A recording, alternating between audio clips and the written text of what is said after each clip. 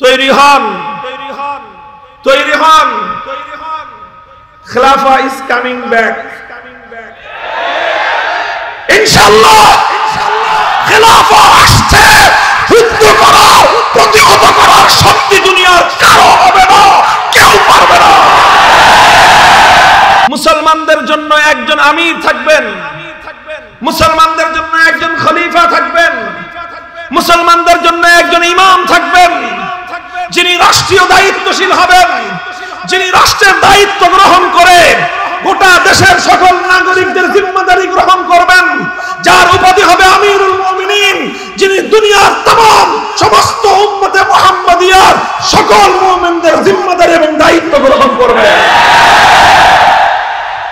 এটা হলো বায়াত আলাল খিলাফা, এটা হলো বায়াত আলাল খিলাফা। বায়াত আলাল খিলাফার মধ্যে আবার দুইটা স্তর রয়েছে। কয়টা স্তর? দুইটা স্তর। খুব ভালো করে বুঝার জিনিস এটা। বায়াত আলাল খিলাফা এটা দুই পর্বে অনুষ্ঠিত হয়। একটা হয় খেলাফতের জন্য বায়াত আলা ইকামাতিল খিলাফা, আরেকটা হলো বায়াত আলা ইতাআতিল খিলাফা। একটা হলো ইকামাতুল খিলাফা, আরেকটা হলো ইতাআতুল খিলাফা। ইকামাতুল খিলাফা মানে কি আর ইতাআতুল খিলাফা মানে কি?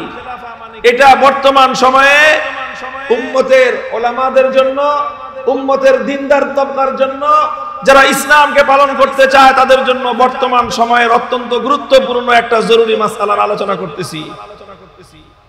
তৈরি হন, তৈরি হন। খেলাফা ইজ কামিং ব্যাক ইনশাআল্লাহ। খেলাফা আসছে, যুদ্ধ করা, প্রতিহত করার শক্তি দুনিয়ার কারো হবে না, কেউ পারবে না।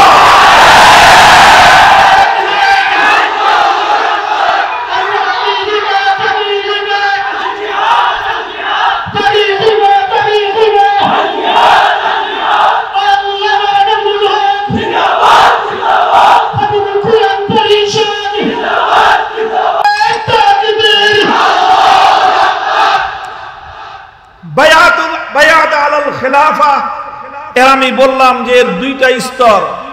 এর প্রথম স্তর হলো বায়াত আলা ইকামাতিল খিলাফা, আর দ্বিতীয় স্তর হলো বায়াত আলা ইতাআতিল খিলাফা।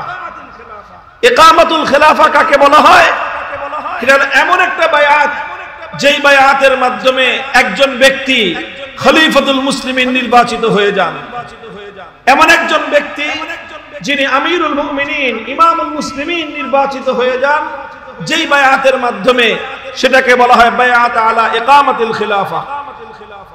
শরীয়তের মাসআলা হলো, ফিকহের মাসআলা হলো এই, পৃথিবীর মুসলিম কোন ভূখণ্ডের উল্লেখযোগ্য সংখ্যক গণ্যমান্য এলেমওয়ালা ব্যক্তি, যাদের কাছে দ্বীনের এলেম আছে, এরকম বিশিষ্ট বিশিষ্ট এলেমওয়ালা ব্যক্তিরা যদি কোন একজন ব্যক্তিকে আমিরুল মুমিনিন, ইমামুল মুসলিমিন, খলিফাতুল মুসলিমিন হিসেবে তাকে বায়াত প্রদান করে দেন, তাহলে এই নির্বাচিত কিছু সংখ্যক গণ্যমান্য এবং মুসলিম বিশ্বের উল্লেখযোগ্য কিছু ব্যক্তিদের বায়াত প্রদান করার মাধ্যমে বায়াত আলা ইকামাতিল খিলাফা সুসম্পন্ন হয়ে যায়, এবং যাকে বায়াত প্রদান করা হবে তিনি আমিরুল মুমিনিন এবং ইমামুল মুসলিমিন হিসেবে তিনি নির্বাচিত হয়ে যাবেন।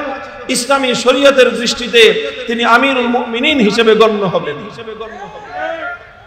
তিনি যখন আমিরুল মুমিনিন হিসেবে গণ্য হয়ে গেলেন, তিনি যখন ইমামুল মুসলিমিন হিসেবে শরীয়তের দৃষ্টিতে প্রতিষ্ঠিত হয়ে গেলেন, তখন অন্যান্য মুসলমানদের জন্য বায়াত আলা ইতাআতিল খিলাফা ওয়াজিব হয়ে যায়। অর্থাৎ তখন তার আনুগত্য করা সকল মুসলমানদের জন্য ওয়াজিব। সকল মুসলমানরা তখন তার আনুগত্য করতে বাধ্য।